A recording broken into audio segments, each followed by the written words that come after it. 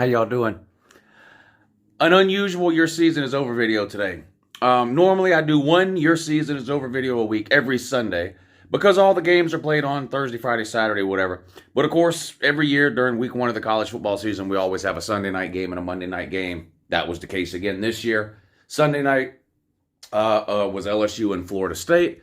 And then last night was Georgia Tech and Clemson. So I mentioned at the beginning of the Your Season is Over video on Sunday that on Tuesday there would be a short addendum, a part two to the week one Your Season is Over. And it's time to do that now. So we'll start with the Sunday game. Man, corn dogger, what happened?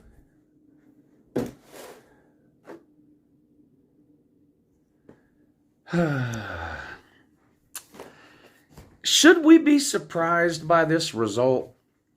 I'm a little bit surprised. Not that LSU is not a great team, but Florida State's not either. Now, Florida State is off to the best start they've had in 5 or 6 years, so I don't want to take anything away from Florida State. But to me, the main takeaway from this game is that LSU is kind of the team I thought they would be. And yes, I did pick LSU to win the game. It's hard to account for a blocked extra point and a blocked field goal in a game, okay? LSU was a 3.5-point favorite. That's 4 points in blocked kicks. So, I'm not too concerned. Oh, Lou picked the game wrong. I know you guys love to point out every time I pick a game wrong. I think Florida State is about what I thought they were, and I think LSU is about what I thought they were, which are two not very good teams. Borderline top 25 team. I don't know if either of these teams will finish in the top 25. I'm pretty certain LSU isn't.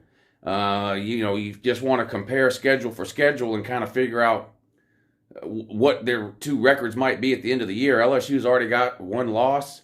They have to play Bama, Texas A&M, Arkansas, Florida, Tennessee, Ole Miss, Mississippi State. So you tell me how many of those games you think they're losing. 5 of them? 6? So they might not even make a bowl game, okay? And that's kind of who I guess I thought LSU was going to be. LSU's got some talent, but it's disjointed. They brought in 15 transfers. The quarterback situation is a complete mess. Their offensive line is horrible. Yes, they've got great wide receivers, which we're going to talk about Boutte here in a second. A lot going on with our boy Deshaun Boutte over at LSU. But if you've got a terrible offensive line and a quarterback that can't throw, and that's what Jaden Daniels is, this is kind of the results you get. It doesn't really do a whole lot of good to have those wide receivers if you've got an offensive line that can't give your quarterback time to get him the ball. And when he does, he's not. And when the offensive line does protect, the quarterback's just not very good throwing the ball. And such is the case with Jaden Daniels. Now, I'm not saying Brian Kelly made the wrong decision at QB to play Jaden Daniels. We'll figure that out later. I guess Brian Kelly knew that the LSU offensive line was going to be a problem, and so he decided to go with the more mobile of the two QBs. Even though he's giving up something in the passing game by doing that, I guess. Is really the only explanation, because if Garrett Nussmeier is as bad at throwing the ball as Jaden Daniels is, then LSU's got problems for years down the road. One of those quarterbacks is going to have to be able to start delivering the ball to wide receivers, and of course, you got to upgrade the line and all that. I get that, but so I'm not shocked at the outcome. And LSU, your season is over. To me, LSU's expectation this year should have been to try to get to a bowl game. Look, LSU has a losing record over the last 2 years, okay? So a lot of finger pointing at Brian Kelly right now, and a lot of laughing at Brian Kelly, particularly from the Notre Dame fans, who I'd like to remind shares the same record currently as Brian Kelly and LSU, which is 0-1. I don't know that this was much of a surprise. Maybe some people are surprised that Florida State is as competent as they are. They clearly had the better of the quarterback in this game, and Jordan Travis. That was evident and obvious and clear. So maybe there's a few folks surprised about that, but I wouldn't be getting too carried away on the Florida State hype train either. They're not as good as Miami. They're not as good as Clemson, who we're going to talk about in a minute. They're a middle of the road ACC team, I think, Florida State is. Now, they're headed in the right direction, but they're not there yet. Now, on to this situation with LSU's wide receivers. Actually, a couple of players, Neighbors, Boutte, a couple others. Lots of rumors started circulating Sunday night after the game that Deshaun Boutte had removed all his LSU stuff off of his social media accounts. Well, I checked and it's true, he did. Turns out several LSU players after the game removed all affiliation and association with LSU from their social media accounts, which, what does that really mean? Look, I'm a diehard college football fan, and I know I'm 44, so maybe if you're 24, you feel differently. I don't follow a single college football player on social media. I don't. I don't give a shit what Deshaun Boutte is putting on Instagram or wherever else. I don't care what Stetson Bennett or name the Georgia player. I don't follow a single Georgia player on any of these social media things. So this kind of thing doesn't mean much to me. But I do know that in the past, it has meant something when a player has done that. There's been times where a player was committed to a school, had, let's say Georgia stuff all over his page, takes all the Georgia stuff down, and then decommits. So I get it that it can mean something. So the immediate sort of rumor specifically with Deshaun Boutte was that he's entering the transfer portal, which I thought was ridiculous. If he was going to quit, he would just start preparing for the NFL draft. He wouldn't be entering the transfer portal because he can't go anywhere now. He can't play anywhere this year. The season has started. So he would be entering the transfer portal for somewhere to play next year? No, he's a first-round NFL draft pick, probably. If he quits, now who knows? Maybe that might put a red flag up to some teams and say, do we want to draft this kid? Guy quit after one game. So anyway, I don't think that's what it is. I don't think he's leaving LSU. Was he upset with the game on Sunday? Yes, it was obvious from his body language and different things that, he didn't get very many passes thrown his way. When he did, they weren't great passes. He had next to nothing stats. And wide receivers, for good or for bad, for better or for worse, they can be divas from time to time. And it's not necessarily a bad trait. A lot of the greatest wide receivers in the history of football have been kind of diva personalities. So I'm not picking on Deshaun Boutte for that. So I'm sure he was upset at the number of targets he got and the number of catches and all that. There was also a rumor that him and Brian Kelly got in a shouting match in the locker room after the game. I don't know if that's true or not. I have no idea. If that's true. I think, and I've read this a couple of places, that the reason Deshaun,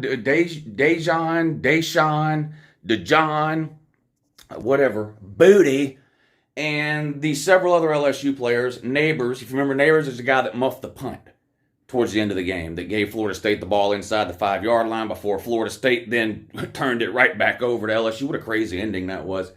Anyway, I've also read that Boutte, Neighbors, and a couple other LSU players were just receiving tons and tons and tons and tons and tons of hate comments and DMs and replies and things like that on Instagram and their social media.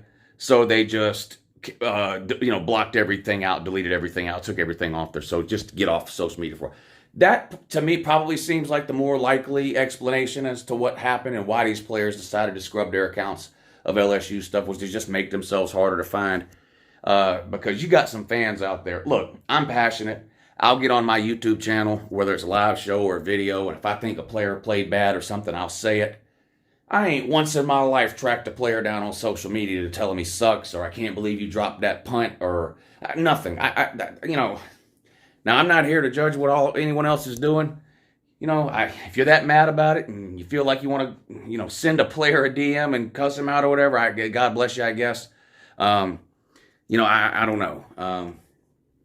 Some of these players pride themselves on being all over social media and making a big to-do about themselves and all that kind of stuff. So, and look, when these guys play good, Boutte has a game-winning catch or goes for 200 yards, he gets thousands and thousands of congratulations and love comments and all that stuff. So maybe it's like, thicken your skin up type of deal. You need to take the good with the bad. I don't know. I just don't do that personally. Like I said, I don't really do social media that much outside of YouTube.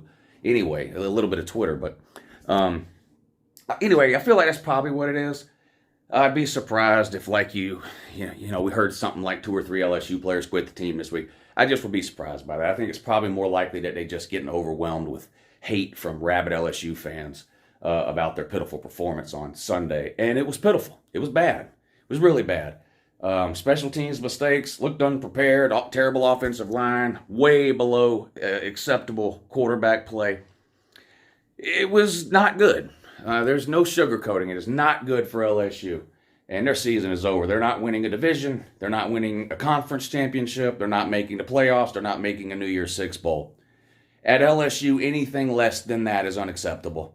Nobody is going to make the playoffs every single year. I understand that being a goal for a lot of teams every single year, but there's only a handful of teams who should have like a playoff or bust mentality, and LSU's not one of them. But given the history that they have, especially over the last 25 years, the way they recruit, the talent in state at Louisiana, it should be like a New Year's Six or bust mentality there. Therefore, this year's a bust. And like I said, that should have been expected heading into the season. But corn dog, your season is over. As far as Florida State goes, Florida State may end up with a better record than a lot of people thought, even though I don't think they're a great team. Why? Well, some of the teams in the ACC that we thought might be pretty good after week 1 turns out, well, they might not be. North Carolina, NC State. I believe Florida State plays Louisville next. Louisville got blown out by Syracuse this past weekend. If that's the case, I should have looked. I think Florida State plays Louisville. If that's the case, Florida State will be 3-0. So, again, you can say whatever you want about Florida State. They're halfway to a bowl game, and we're coming up on week 2, okay? So, could end up with a better record than what a lot of people thought. But LSU, corn dog man, your season is over. Now we have the game that was played on Monday night, last night, Labor Day, between Clemson and Georgia Tech. No, I'm just kidding. There's a lot of people in my comment section that wanted me to put Clemson on the year season is over list, but no, season not quite over for Clemson. We'll talk about Clemson in a minute. Let's talk about one of my favorite punching bags, though. My little brother, the Rambling Wreck at Georgia Tech, the Nerds.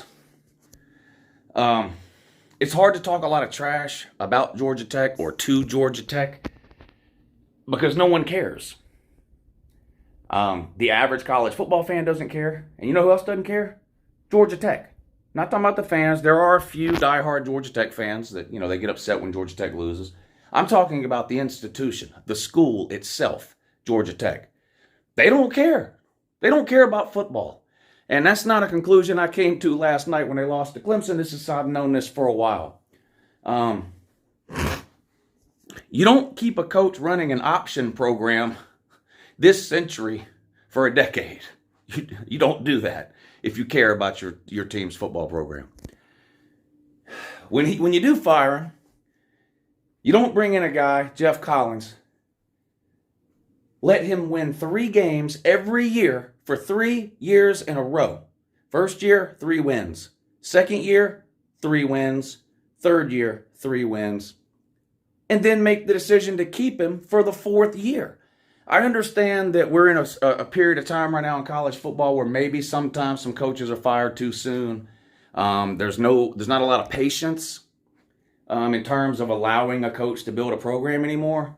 Look, if you inherit a bad team, okay, you can win 2 or 3 games that first year. That second year, you need to make a bowl or be damn close. And by the 3rd year, it needs to be a bowl or bust. 3 wins, 3 wins, 3 wins. You pat this ass clown on the head and say, good job, buddy, we'll see you next year. Unacceptable. Georgia Tech doesn't care about football anymore. They are so far behind the other program in their own state that at this rate, it would take 10 years of abject failure for Georgia and 10 years of extraordinary play and recruiting for Georgia Tech just to even the 2 programs out. And that ain't happening. But Georgia Tech doesn't care about football. But with that being said, the football team came out last night And they weren't intimidated by Clemson, a team that no matter what you think about their individual team this year, a team in Clemson that's been the class of the ACC for the last 6 or 7 years, has made a ton of playoffs. Even last year, which was, quote unquote, down year for Clemson, they won 10 games. Georgia Tech wasn't intimidated. This game stayed close through the first quarter, stayed close through the second quarter, stayed close really into the fourth quarter. Had it not been for a couple of block punts, particularly that one in the first half, who knows? Momentum is real in college football. And when Clemson blocked that punt, Clemson had yet to get into the end zone. It was second quarter. They blocked a punt. They recovered it on the Georgia Tech 4-yard line. It still took them 4 plays, all 4 plays. It went first down, second down, third down. It took that fourth down play for Clemson to score, but they finally broke through and scored. But Georgia Tech remained competitive. They didn't give up. I thought their quarterback played well at times, made some pretty good throws, had some overthrows. Now, a lot of the overthrows is because, he was under immense pressure. The Clemson defensive front is for real. That front four, there's not a better front four in college football. You want to, maybe Alabama's defense is better overall, or insert whatever team, whatever you want to say. There ain't a better front four in football than Clemson, period. But Georgia Tech's season is over. But Georgia Tech's season was over before it started because, like I said, Georgia Tech itself, the school, the institution, no longer cares about football. They have given up on football. It is what it is. I don't know what you want me else to say about it. And Georgia Tech fans can get mad. And look, I'd be mad too. If I was a Georgia Tech fan and my administration, had given up on the football program, it would piss me off too. So you have every right to be upset and mad. Not at me for pointing it out, but for your own school for just ignoring the football program and not caring about it and not taking it seriously. Because when you ignore your football program and you refuse to take it seriously and invest what you need as a school into that football program, you know what you get? You get a coach that wins 3 games, 3 years in a row, and then an administration that invites him back for the 4th year. That's what you get. And that's what you got. Sorry. Like I said, facts don't care about your feelings. You can get mad at something I say. It doesn't make it untrue. The fact that it hurts your feelings doesn't make it any less true. Georgia Tech is a joke and a disaster of a football program. There's 130 teams in the FBS. Now, all these polls rank the top 25. Well, you're not going to see Georgia Tech anywhere near that. Georgia Tech is somewhere between 100 and 130. There's 100 FBS football programs. That's all the Power 5 and all the Group of 5 and the independents. There's at least 100 football programs that are in better shape right now than Georgia Tech. At least 100. And that brings me to Clemson. Clemson is not a playoff team.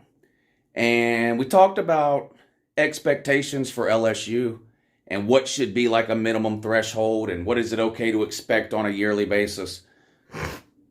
I know Clemson didn't make the playoffs last year, but they made it how many years in a row before that? 5, 6, something like that? I mean, they won the ACC 6 years in a row, whatever it was, okay?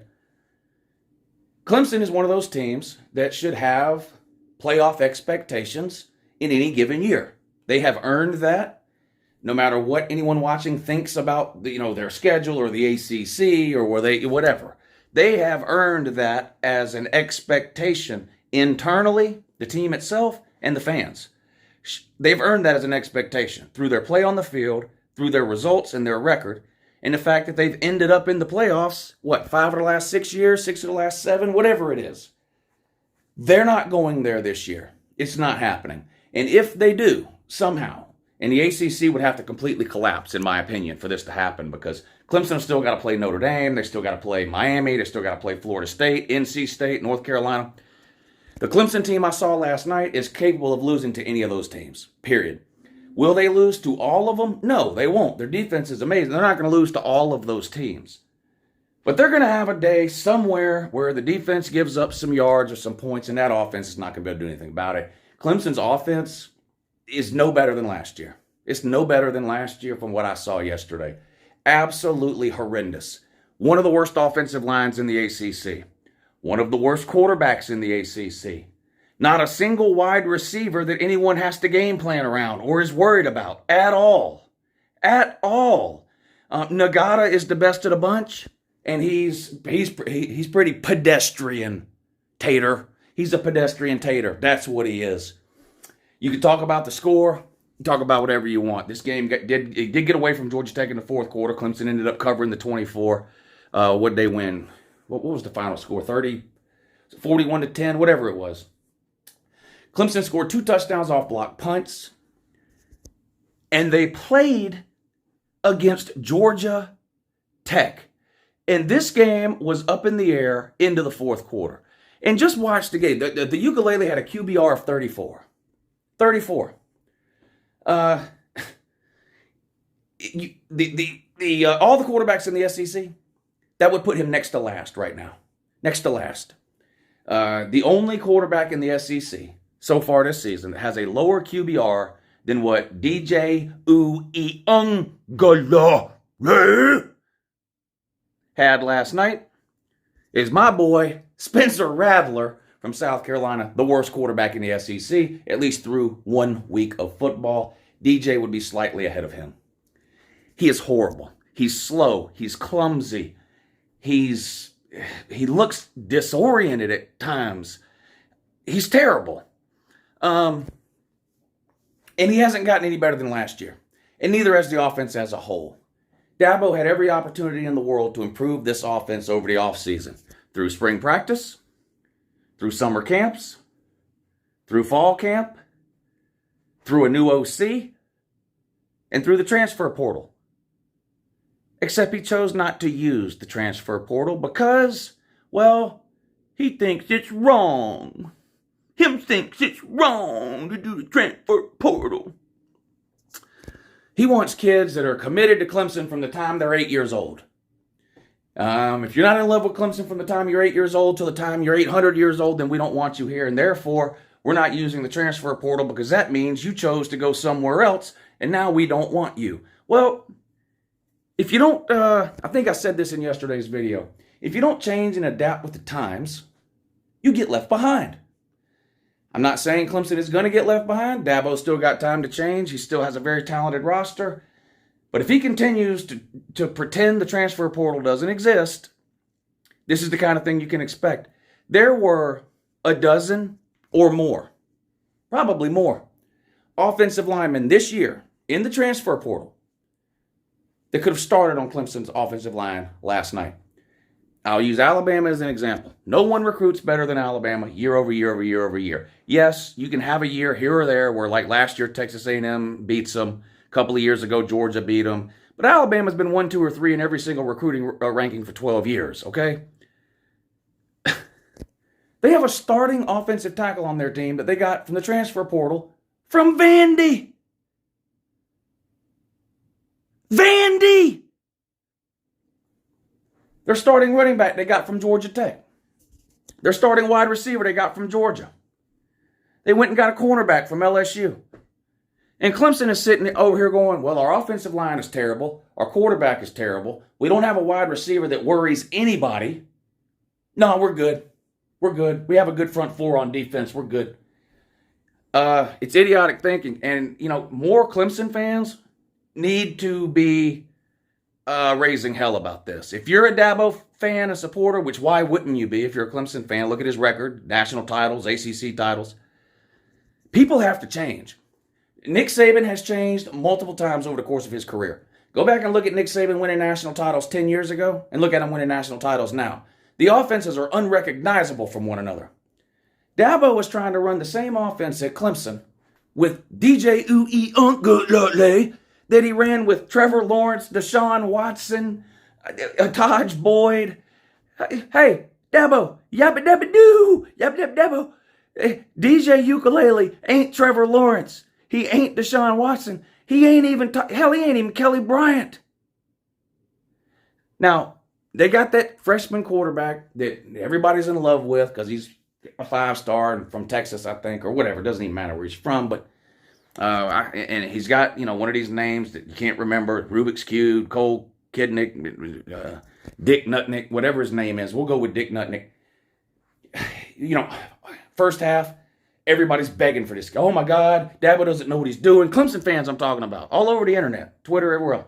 Dabo doesn't know what he's doing. Why is he sticking with DJ Ukelele? Ukelele's terrible. Why don't they put the freshman in? Why don't they put the freshman in? This is horrible. The offensive coordinator is terrible. Man, I can't believe they promoted this trash guy to offensive coordinator. Brandon Streeter, I think his name is. Same offense as last year. This is horrible. This is ridiculous. Clemson blocks 2 punts. Scores 2 touchdowns off of them. Then those same people are like, I knew we'd get it figured out. Hey, you didn't get shit figured out on offense, Jack. Nothing. That offense was putrid. I keep going back to this, and it's not just because I'm a Georgia fan and I have to hate Georgia Tech. I need to remind you, this is who you played. And if Clemson fans say, well, it don't matter because ain't nobody scoring on our defense. They scored on you. That's the first time in 1, 2, 3 games that Georgia Tech has scored a single point on anybody. Georgia Tech did not score a single point in the last game of the season last year. Georgia Tech did not score a single point in the next to the last game last year. But they scored on Clemson. You know who else is going to score on Clemson?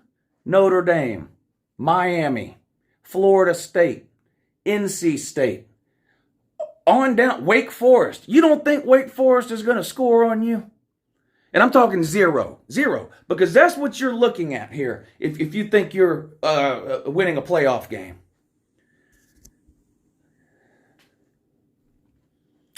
Dabo had 8-9 months to fix that off. Look, Clemson's offense was horrendous last year. Dead last in points per game in the ACC, dead last in yards per play, you name it. If there's an offensive stat, Clemson was dead last in it. They bring in a brand new offensive coordinator. They have 8-9 months to prepare to play this. And for 2.5 quarters, the offense was stuck in neutral. And look, I was wrong. I have been defending Clemson since last season ended. Hundreds of comments and phone calls all off-season from people. It's over for Clemson, Lou. It's over. Look what they did last year. I'm like, what do you mean, look what they did? They won 10 games. Yeah, but look at offense, Lou. I said, look, Clemson's been an elite program for 7 years. They missed the playoffs once. You guys are overreacting here. They will get this fixed. I was wrong.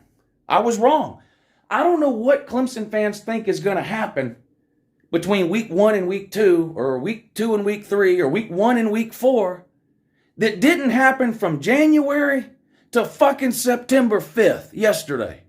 I don't know what you think's going to happen. You better hope and pray and thoughts, or whatever it is you do, that Dick Nutnick is some sort of amazing savior. Even if he is, that offensive line is going to get him killed. That offensive line is horrible. Fan is short for fanatic. And some of you fanatics are delusional as shit. Some of these tater people that think there's nothing wrong with Clemson will be fine. Okay. You played this. You played that. This is what you played. Who have they played? You played fucking Georgia Tech and you look like garbage.